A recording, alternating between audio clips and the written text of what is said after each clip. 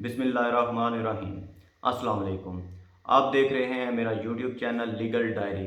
میں ایڈوکیٹ حرم منظور ہوں اور آج میں آپ کو پلینٹ کے بارے میں بتاؤں گا۔ ایک ڈیٹیل لیکچر آپ کو پلینٹ کے بارے میں دوں گا کہ پلینٹ کیا ہوتی ہے اور اس کے پارٹیکولرز کیا کیا ہیں، اس کے اسینشل ایلیمنٹس کیا کیا ہیں اور کون سا قانون جو ہے پلینٹ کو ڈیل کر رہا ہے، اور پلینٹ کی ڈرافٹنگ کا جو لیگل طریقہ ہے اس کے بارے میں آپ کو میں گائیڈ کروں گا۔ تو ٹاپک کی طرف بڑھنے سے پہلے میں آپ سے گزارش کروں گا کہ اگر آپ میرے چینل پہ نئے ہیں تو میرے چینل کو سبسکرائب کریں، لائک کریں، شیئر کریں تاکہ ہر آنے والی ویڈیو آپ تک پہنچ سکے۔ جی تو گائز، اب ہم چلتے ہیں اپنے ٹاپک کی طرف اور آپ کو بتاتے ہیں جی پلینٹ کیا ہوتی ہے، عرضی دعویٰ کیا ہوتا ہے اور اس کی ڈرافٹنگ کا جو لیگل طریقہ قانون میں بتایا گیا ہے وہ کیا ہے اور کون سا قانون اس کو ڈیل کر رہا ہے۔ تو سب سے پہلے آپ کو بتاتا ہوں جی پلینٹ کی جو ڈیفینیشن ہے، کوئی اس کی خاص اسپیسیفک جو ڈیفینیشن ہے وہ قانون میں نہیں کی گئی۔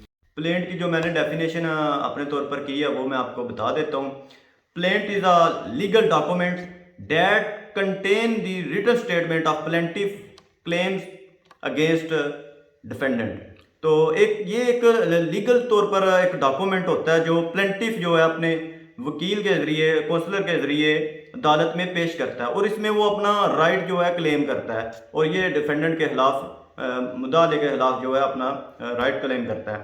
تو جو بلیک لا ڈکشنری میں اس کے لیے جو ڈیفینیشن کی گئی ہے وہ بھی میں آپ کو پڑھ کے بتا دیتا ہوں۔ A form of action, particularly one for setting aside a testament alleged to be invalid۔ تو یہ تھی جی اس کی ڈیفینیشن۔ اب بڑھتے ہیں جی پلینٹ کی طرف۔ تو جو اس کو قانون ڈیل کر رہا ہے وہ ہے جی order 7 rule 1 to 8۔ Rule 1 to 8 میں یہ بیان کیا گیا کہ آپ کیسے جو ہے پلینٹ کو ڈرافٹ کر سکتے ہیں، ایک اچھے اور بہتر انداز میں آپ قانونی طور پر کیسے ایک وکیل یا ایک کونسلر کیسے ایک اچھی پلینٹ ڈرافٹ کر سکتا ہے، اس کے بارے میں آپ کو آرڈر 7 رول 1 to 8 سمجھا بھی دیتا ہوں کہ کیا کوئی طریقہ کار ہے۔ اس میں جی وہ کہہ رہا ہے رول 1 میں وہ کہہ رہا ہے particular to be contained in planet. یہ اس کے آگے سب رول اے میں وہ کہتا ہے کہ سب سے پہلے آپ نے عدالت کا جو نام ہے، نیم آف کورٹ، وہ آپ نے جو ہے نا لازمی مینشن کرنا ہے۔ آپ نے ٹاپ پہ عدالت کا نام لکھنا ہے۔ سیکنڈلی آپ نے وہ بتا رہا ہے رول 1 میں کہ آپ نے جو پلینٹیف ہے اس کا نام لکھنا ہے۔ اس کا نہ صرف نام لکھنا ہے، اس کی ولدیت، اس کی سکونت، اس کی قومیت اور جو تحصیل و ضلع ہے، پلیس اور ریزیڈنس، یہ ساری ڈیٹیل اس کی لکھنی ہے۔ پلینٹیفک سے زیادہ بھی ہو سکتے ہیں اور ایک بھی ہو سکتا ہے۔ تو اسی طرح تھرڈلی جو ہے سی میں وہ کہہ رہا ہے کہ آپ نے ڈیفینڈنٹ، جو ڈیفینڈنٹ ہے اس کا بھی اسی طرح جیسے پلینٹیف کا آپ نے نام، پتہ، ایڈریس سب کچھ لکھنا ہے، اسی طرح اس کا بھی جو ہے آپ نے قومیت وغیرہ سب کچھ ڈیفینڈنٹ کا بھی لکھنا ہے۔ تو آگے ڈی میں وہ سب رول ڈی میں وہ بیان کر رہا ہے کہ اگر کوئی بندہ مائنر ہے، انساؤنڈ ہے، تو اس صورت میں کیا طریقہ کار اختیار کیا جائے گا۔ تو اس صورت میں جی آپ جو ہے مائنر کی طرف سے گارڈین بھی مقرر ہو سکتے ہیں، عدالت سے اجازت لے سکتے ہیں، اور گارڈین مقرر ہونے کے بعد آپ جو ہے بذریعہ مختار بھی جو ہے اس کی طرف سے دعویٰ یا پلینٹ دائر کر سکتے ہیں۔ ای میں وہ کہہ رہا ہے کہ cause of action, cause of action جو ہے یہ بڑی امپورٹنٹ چیز ہے۔ جو فیکٹ ہیں یہ آپ نے ڈیٹیل میں لکھنے ہوتے ہیں۔ فیکٹ دو طرح کے ہوتے ہیں، آپ پہلے واقعاتی طور پر فیکٹ لکھتے ہیں، پھر آپ لیگلی آپ جو کلیم کر رہے ہوتے ہیں، ریلیف مانگ رہے ہوتے ہیں، وہ بھی لکھنا ہوتا ہے۔ تو کاز آف ایکشن بہت ضروری ہوتی ہے کہ کاز آف ایکشن پیدا کب ہوئی اور کب جو ہے کیوں آپ عدالت میں کس وجہ سے آئے۔ تو اب چلتے ہیں سب رول ایف کی طرف۔ سب رول ایف میں وہ کہہ رہا ہے کہ کورٹ کی جو جیورسڈکشن ہے وہ آپ نے مینشن کرنی ہے۔ یہ ایک ضمن آپ ڈالیں گے جیورسڈکشن کا، یہ بہت ضروری ضمن ہوتا ہے۔ آپ نے عدالت کا جو اختیار سماعت ہے وہ دیکھنا ہوتا ہے کہ کیا عدالت کو اختیار سماعت حاصل ہے یا نہیں حاصل۔ اگر آپ کوئی ایسا کر دیتے ہیں کہ عدالت کو اختیار سماعت حاصل نہیں لیکن آپ عدالت میں دعویٰ دائر کر دیتے ہیں تو اس صورت میں آپ کا دعویٰ جو ہے خارج بھی کیا جا سکتا ہے۔ تو اس لیے جو ہے یہ آپ نے دیکھ لینا ہے کہ جو آپ دعویٰ یا پلینٹ دائر کر رہے ہیں اس میں عدالت کو جیورسڈکشن حاصل ہے یا نہیں ہے، یہ آپ نے مینشن کرنا ہوتا ہے۔ آگے جی جو جی ہے اس میں وہ کہہ رہا ہے کہ جو اپنے پلینٹیف نے ریلیف کلیم کرنا ہے وہ لکھنا ہوتا ہے، جو پریئر اس نے کرنی ہے وہ بڑی امپورٹنٹ ہوتی ہے، اس میں آپ نے بڑا سوچ سمجھ کے الفاظ یوز کرنے ہوتے ہیں، تو وہ جی میں بتا رہا ہے۔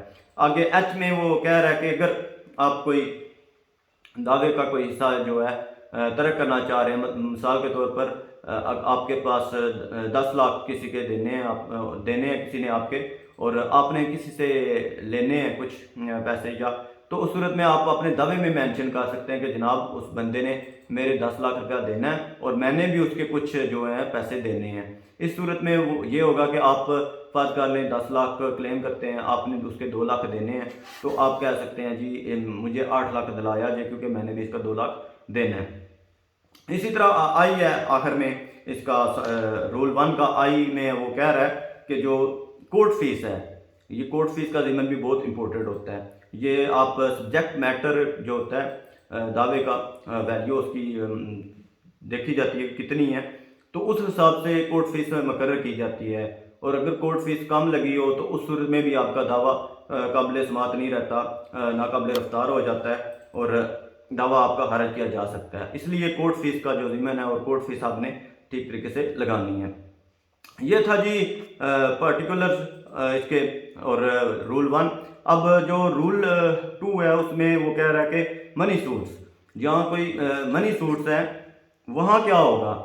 اگر تو آپ نے کوئی رقم کلیم کر رہے ہیں تو آپ نے وہ کہتا ہے اس سب رول 2 میں وہ کہہ رہا ہے کہ آپ نے رقم مینشن کرنی ہے کہ اتنی رقم میں نے لینی ہے، تو اس میں آپ کو اسپیسیفک رقم مقرر کرنا ضروری ہوتی ہے جو ریلیف آپ مانگ رہے ہیں رقم کے حوالے سے۔ آگے وہ اسی میں بتاتا ہے کہ اگر کوئی ایسی رقم ہے جس کو آپ تعین نہیں کر سکتے، یعنی کہ کوئی اکاؤنٹ ہے جن کا ابھی منافع آپ نے لینا ہے، اس صورت میں آپ تقریباً کے حساب سے پرزیوم کر سکتے ہیں کہ جناب اتنی رقم تھی اور اتنی رقم بن سکتی ہے، تو وہ آپ نے مینشن کر دینی ہے۔